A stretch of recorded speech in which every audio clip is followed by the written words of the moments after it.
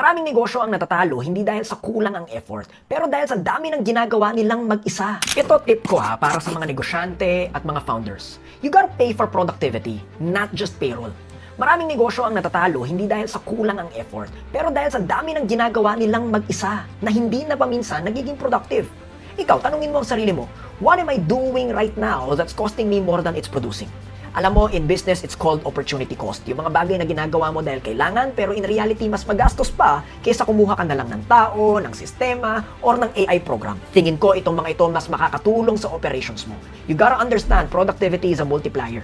Kaya kung meron kang mga task na paulit-ulit, mabagal, or consuming sa iyong energy, you gotta invest in tools, systems, or people that will increase your productivity and output. Tawag dito, efficiency. You gotta remember, program equals automation, system equals flow, people equals execution. Expensive ang delay. Expensive ang distraction. Expensive ang mga bagay na ginagawa mo na redundant. Tapos, ang real growth, nasa mga leaders na marunong mag-invest sa productivity.